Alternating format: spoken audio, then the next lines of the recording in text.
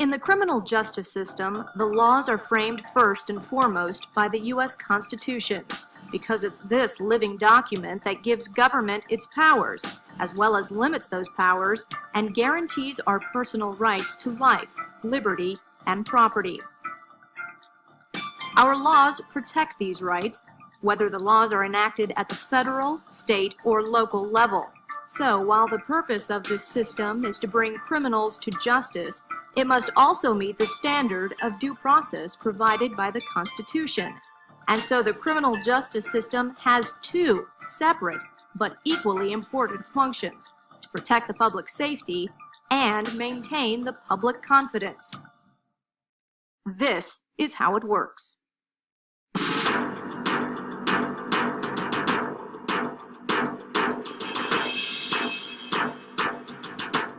In the criminal court system, there are certain procedures that must always be followed.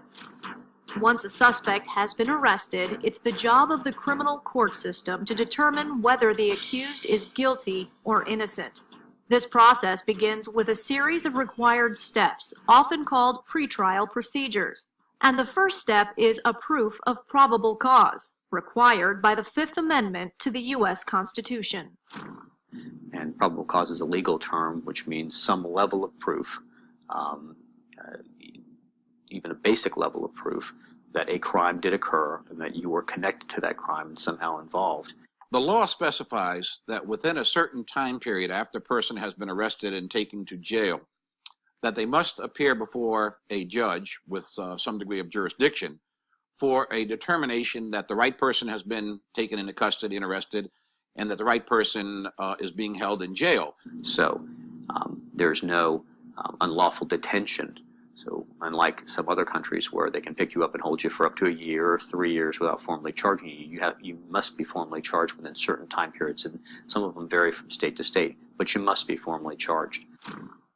There are two ways to establish the probable cause needed to hold someone for trial. One is by grand jury. And the grand jury, in essence, is a body of citizens who are impaneled, sworn by a judge and impaneled, and then who are presented cases by state attorneys or prosecutors, and who make a determination whether or not someone should be charged with a crime. The other way to establish probable cause is by preliminary hearing. A preliminary hearing is a first appearance before a judge to make a determination that the procedures have been followed, that there's probable cause, that the suspect who's now appearing in front of the judge is the suspect that the police were looking for, and that the facts would justify that person being detained of their liberty and being taken off the streets and put in jail and so forth. Grand jury hearings are closed and secret, while preliminary hearings are always open to the public, and the evidence presented can be challenged. Now, if a grand jury finds probable cause, an indictment is confirmed and then filed. An indictment is a formal document charging someone with a crime. If a judge finds probable cause during the preliminary hearing, the prosecution files an information with the court. Like an indictment, an information is a charging document. About half the states use the grand jury system, and half use preliminary hearings.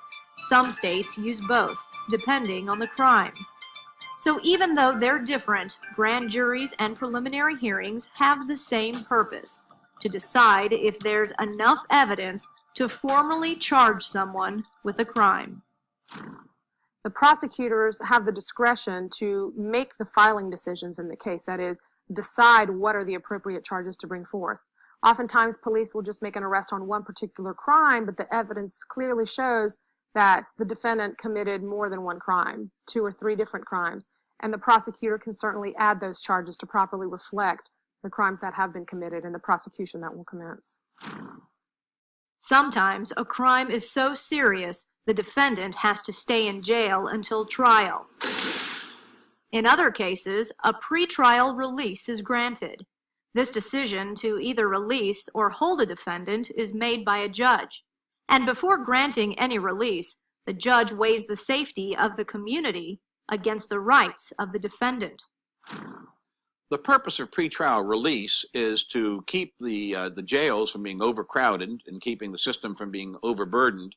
And also, it's a way of releasing people who may not be high-risk people to commit crime before they come back to court. One way to make sure that a defendant will show up for court is to set bail. Bail is a financial deposit with the court made in cash, credit, even property. To post or make bail means the defendant pays the amount set, promising to appear in court when ordered to do so. To jump bail is when a defendant does not appear in court. There are no set bail numbers. It can either be a bail posted in cash, or it can be a bail posted through a bail bondsman. But the whole concept behind bail is to have some level of surety that someone will return to face the charges that they've been accused of. Bond is never set for juveniles. They're either released or they're detained. And they're released according to their prior record, the seriousness of the nature of the crime, and whether or not they're a threat to the public. Now, whether a defendant has posted bail or remains in jail, he will be arraigned. And to be arraigned is to appear before a judge and be formally charged. At the arraignment, the defendant may plead guilty, not guilty, or nolo contendere. Nolo contendere translates from Latin as no contest, and it's really a guilty plea. The defendant can enter a plea of guilty, at which point he will be sentenced by the judge. The defendant can enter a plea of no contest, which in effect will have the same result as a plea of guilty. He will then still be sentenced by the judge. Or the defendant can maintain his plea of not guilty, in which case his case will be set for trial so that a jury will decide whether or not the defendant is guilty or not guilty in accord with the facts and the evidence. A defendant's right to counsel is constitutional and guaranteed by the Sixth Amendment. So if the defendant can't afford an attorney, the judge appoints one at the arraignment. When a juvenile is arraigned, that's brought to answer the formal charges that's been brought against that child, that juvenile has the right to an attorney, just like an adult court. If the parents can afford to hire that child attorney, they will be able to. They will have that right. And if they cannot afford an attorney, the judge will appoint the Office of the Public Defender to represent the child.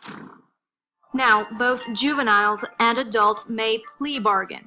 In fact, most criminal cases are settled with a plea bargain, a deal between the defense and the prosecution where concessions are made in exchange for a guilty plea.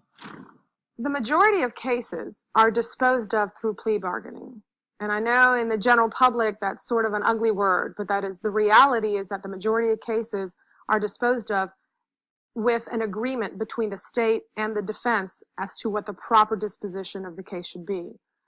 Both parties take into account the defendant's prior criminal history, the victim's wishes, if there's any need for restitution, if there's any need for rehabilitation, if there's any need for punishment. And together, they agree upon a term or a sentence, whether it's probation or jail or prison. There may be a situation where I have a client that there is so much evidence against him or her, the case is not a good one. There would not be a way for me to be able to disprove, or whether for me to combat what evidence the state has to prove my client's guilt. In that instance, I would sit down with the client and lay it all out for him or her and explain, this is what they have against you. This is all we have to counter that. It's not good on our side, so I think that we need to discuss this with the state attorney and see if we can work out an agreeable disposition. As long as a case is still headed for trial, the pretrial procedures continue. Motions are a way for either the defense or prosecution to ask the court for rulings that might help their case. For example, a motion to suppress asks that evidence against a defendant, either direct or circumstantial, be thrown out. And if a lawyer thinks the evidence against his client isn't even strong enough to make a case, he might file what's called a motion to dismiss. The judge makes a determination as to whether or not a motion should be granted based on the facts and circumstances and the law as applied. and a standard of proof, depending on whatever the standard is in specific states with regards to granting or denying motion. Trial issues, like those heard in motions, are usually handled at a series of pretrial conferences or hearings. They're a way for the judge to follow the progress of the case. And throughout this phase, at all of the pretrial hearings, from grand jury to preliminary to arraignment to bail to motions, the strict rules of procedure ensure a fundamental fairness. So while the pretrial phase may last days, weeks, even months, usually depending on the complexity of the case, it's a critical first step in the criminal court system, safeguarding everyone's right to equal access and representation. And only then is the case ready for trial. Every American has the right to a speedy trial and a public one. These rights are guaranteed by the Sixth Amendment to the Constitution. The Constitution also guarantees the right to an attorney and the right to trial by jury. A jury is usually made up of 12 people, all of whom must agree on their decision to either convict or acquit the defendant in the case. Now, in order to convict, the jury must be convinced of a defendant's guilt beyond a reasonable doubt. And that's the burden of proof the prosecution must meet.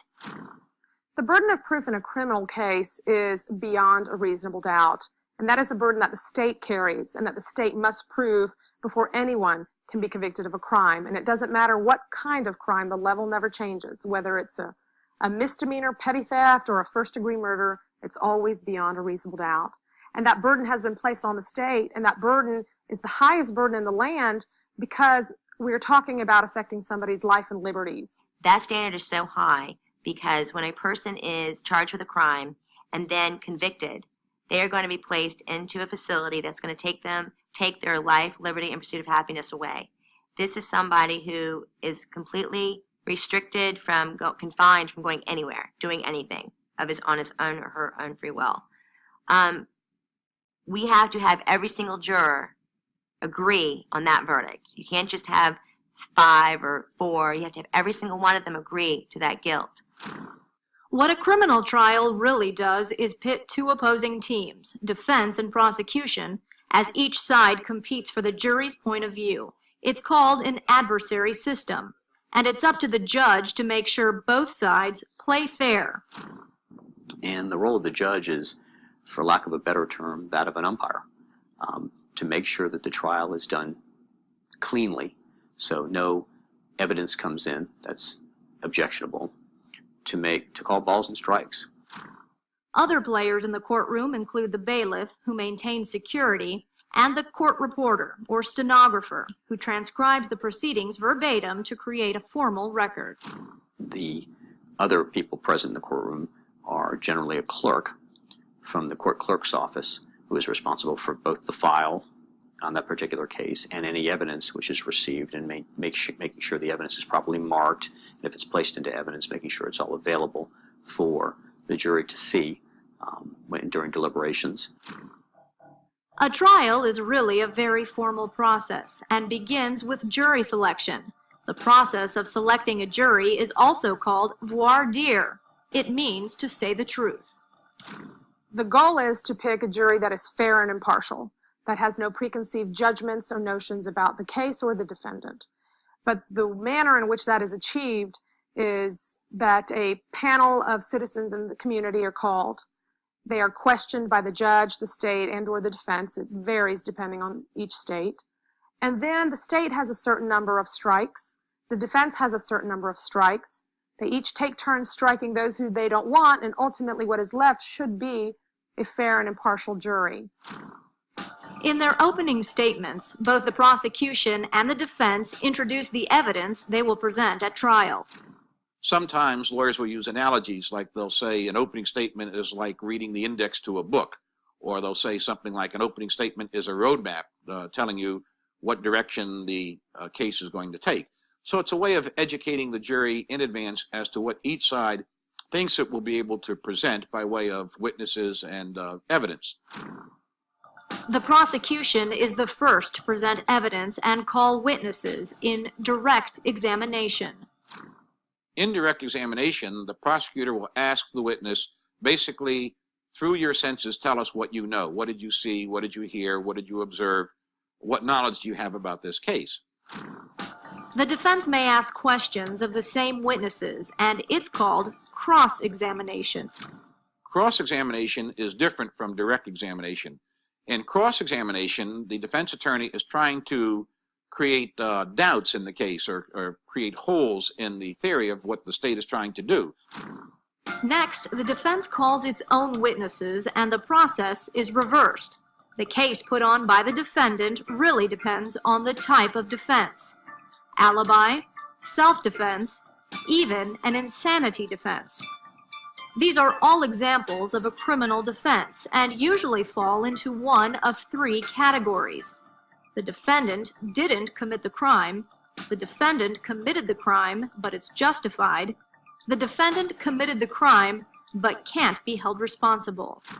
My role in that regard is to protect my client's rights, his constitutional rights, to make sure that he is given a fair trial, to make sure that the prosecution has proved their case beyond any reasonable doubt, the standard. My role is to defend him to the hilt and to make sure that his constitutional rights, above everything else, his constitutional rights are protected. Now, the evidence phase of the trial comes to a close with rebuttal, when the prosecution calls new witnesses to rebut evidence presented by the defense. Both sides then make their closing arguments, and the judge then instructs the jury. And in the closing argument, the prosecutor will argue to the jury why the state has proven its case beyond a reasonable doubt, why the defendant should be convicted, and the defense will then give its closing argument and argue why the state hasn't proven its case and why the defendant should not be found guilty, and then the judge will instruct the jury on the law. The jury's job is to apply the facts that they've heard from the witness stand to the law that's been advised them by the judge, and to render a verdict based upon those two things and those two things alone. They are not to consider sympathy or bias or prejudice, but the facts and the law. Jury instructions are often given that a defendant does not have to testify in the case. He or she is presumed innocent. They have no obligation to testify, and their failure to testify should not influence you in any way, shape, or form with regards to your verdict. It's an inalienable constitutional right given to all of us against self-incrimination. In a criminal trial, the jury may come back with a verdict of guilty, not guilty, or, depending on the defense, not guilty by reason of insanity. And if the jury comes back with a unanimous verdict of not guilty, the accused usually can't be tried again for the same crime. Generally, the state has one bite at the apple. The Fifth Amendment provides for a prohibition against double jeopardy. Once you're tried for the crime, for all intents and purposes, and you are exonerated, you are free to go about your life with all aspects of the crime being discharged. If a unanimous decision can't be reached, no matter how much the jurors deliberate, it's a hung jury, and the judge declares a mistrial. If a jury comes back and says that they're hopelessly deadlocked, then the case is considered stopped. The jury is considered hung, and what occurs is the trial a trial would begin anew as if that trial never occurred. The juvenile court system works a lot like the adult system, except that the trial is called an adjudication hearing. There's no jury or opening and closing statements. In fact, the entire proceeding is private and informal, and it's the judge who decides if the charges are proved or not, although the same burden of proof, beyond a reasonable doubt, still applied. When a verdict has been rendered or a mistrial has been declared, All rise. the trial phase is over.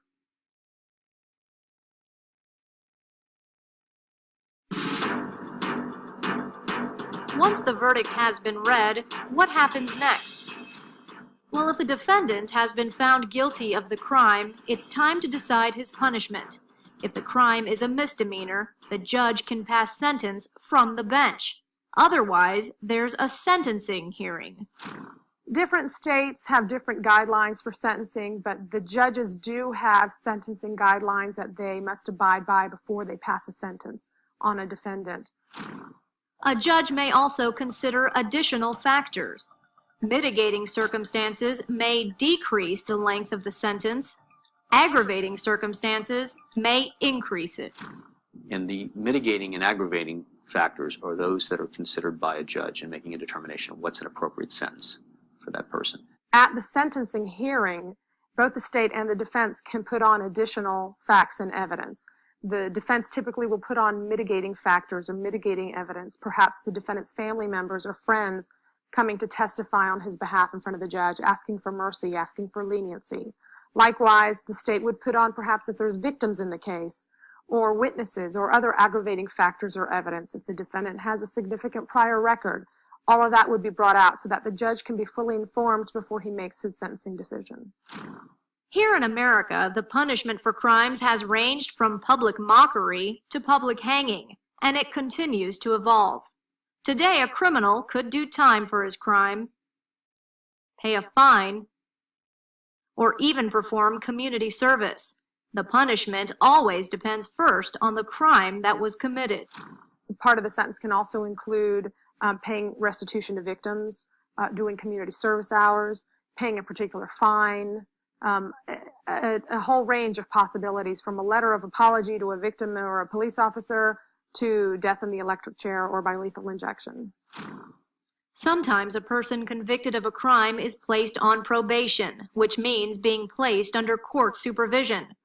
And just like an adult, a juvenile may be jailed, imprisoned, placed in a treatment program or on probation, or be required to pay a fine or restitution, all depending on the seriousness of the crime and whether or not the juvenile was tried as an adult. The goal with juveniles basically is to rehabilitate them so that once they reach the age of majority, that they will be functioning adults, that they can contribute to society. Any defendant who loses at trial has the constitutional right to appeal the verdict, usually within 30 days of conviction. If they feel a judge has sentenced them illegally, they have the right to appeal that.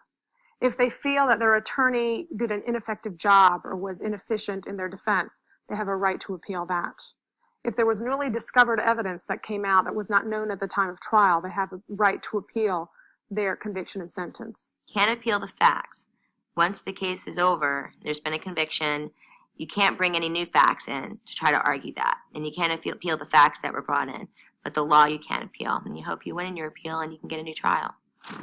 When a case is appealed, it may be heard by a panel of judges who will either uphold the previous verdict, overturn it, or even order a new trial. Now, the courts keep records of all proceedings and all convictions, and while a juvenile's record is usually sealed when he reaches 18, an adult's record is usually permanent. If the employer asks, have you ever been convicted of a felony?